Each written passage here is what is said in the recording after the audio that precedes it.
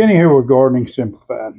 Today we're going to talk about preserving garlic. Now, my garlic is dried. I've got a container of it, what's left of it here.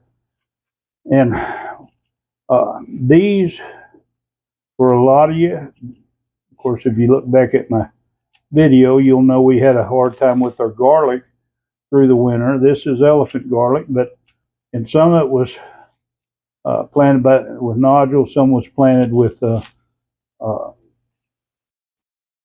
cloves, but a lot of it didn't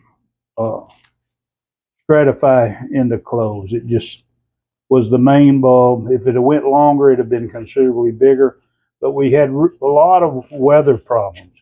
Anyway, what you're going to do is you're going to take the outside off it, and then you're going to make sure, like right down here where the roots are, we're going to take this little sliver off the bottom so we get rid of it.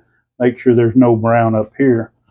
And we'll clean these up and wash them. But on some, you're going to find some damage. You can see up here at the top where you've got a little bit of brown. I just want to cut that off. And this here, sometimes, depending on how deep this goes, you might want to just cut it in half and then cut it out, because we want to make sure that we get rid of whatever brown might be in there. Now, if you can just trim out a piece like that, that's good. You're ready to go. And then, like I say, and I'll get another container. But what we're going to be doing today is we're going to be freeze drying it. And so once you get it prepared that way, and what we're doing is we're just using our little chopper, and we're chopping them up like that. And then what's going to happen is there'll be like little French fries. And then what we do, once we get them all like that, then we run them through, just set them through and chop them up again. And that gives us a smaller piece. Being we're going to freeze dry these, we want them to be fairly small so the moisture can come out. But when we're going to use it, and we've got to figure how much we want to use, we don't want these big pieces so we can't judge as well. So anyway, we're going to finish chopping this up, and then we'll go to the next step. Okay, we got this is about 14 pounds of garlic. Now we waited this long to process the garlic because we wanted to make sure what was going to hold up, what might have been too wet or something. Because if you're planning to be self-sustainable, then you don't want to buy garlic or seed garlic next year. So what we did was we took, and I'm going to go ahead and close this. We took and waited, got it good and dry, and we hit continue. So now it's going to start freezing. But we wanted to make sure we had our seed garlic for next year, and we'll take a look at that. Okay, and here's what we kept. And we kept anything that was already starting into cloves. That'd give us more, a higher amount. And we kept a lot of the smaller bulbs.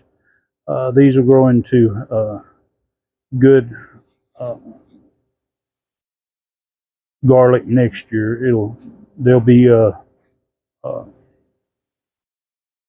nice and form cloves and everything like that. But anyway, this is next year's garlic, and like I say, we didn't want something that was going to rot. But anyway, when you preserve your garlic, now garlic keeps a pretty good while. You know, you just keep it in a kind of a cool place where it's dry, and it'll keep for quite a few months. You'll have a little bit of spoilage, but when we freeze dry it, it'll keep for we put it in Mylar bags or even in jars, and if you put it in jars, it'll keep 4 or 5 years or so.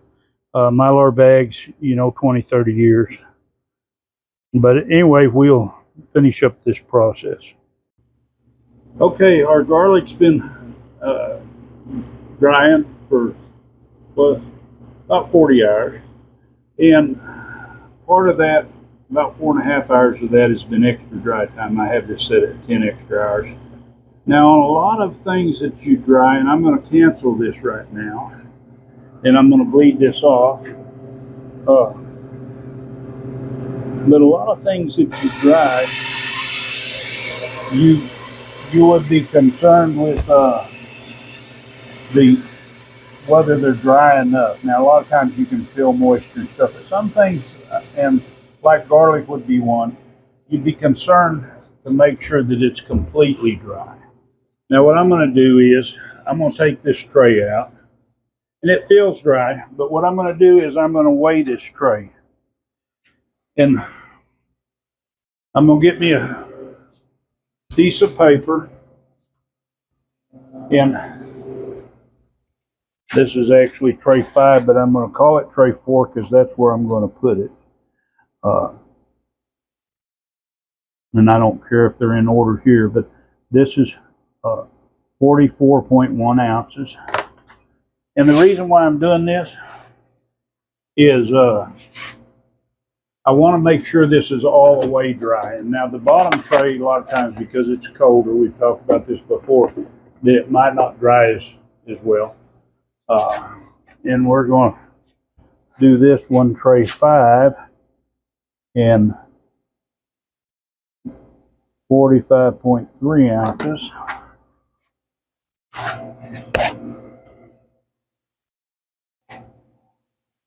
And to get these in some kind of order, we're going to do this. This will be tray 1, and this is 46.4 ounces. Put it up there, tray 1 spot.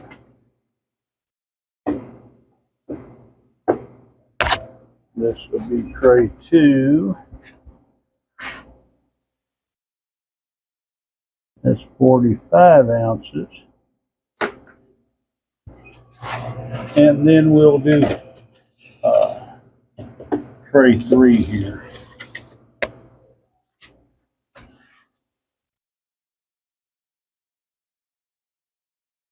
And that was pretty even amount put to each of those. That's 45.3. Now, we're going to put these back in.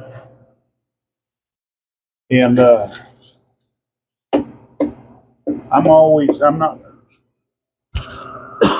not like a lot of you where I'm concerned with the amount of dry time. And you shouldn't be. You should be more concerned with whether your product is dry. Now I'm going to put more dry time on here. And it's going to go. Okay, come on, let's go.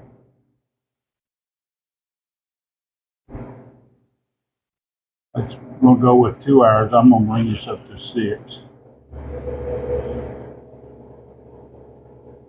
And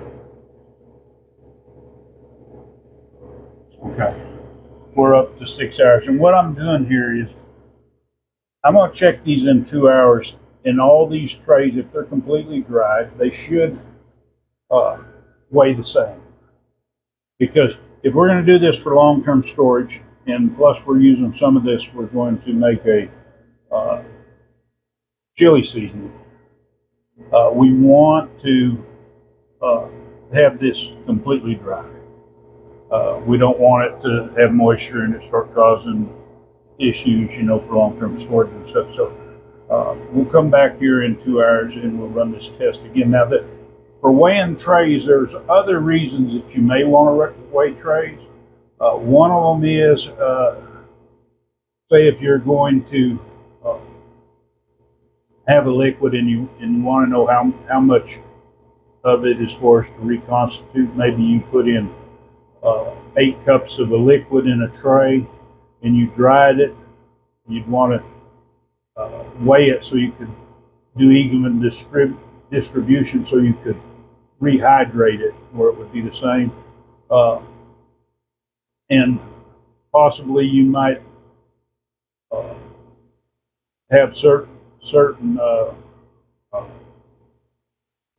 items that you want a certain amount that are more on weight or volume. So you'd weigh it before you went in. You'd know what the volume would be, because if you were going to make a dish, say zucchini bread or something, and you'd want to know how many cups was a certain amount, you would weigh it when it went in and when it went out. But anyway, we're going to come back to this in a little bit, and we're going to see if it's dry enough. Okay, there we go. We ended up with 9 quarts of garlic this year. Nice homegrown organic garlic. And we've got it all ready to go. I hope you enjoyed this process, watching us do it. And we're going to be making, this year we're going to make some chili powder seasoning. And if you'd like to follow us on that journey, we're going to be using all our freeze-dried peppers and herbs and stuff in it. And we'll go through the process of how we're going to do it. But anyway, thanks for watching. I hope you enjoyed it. Give her a big thumbs up.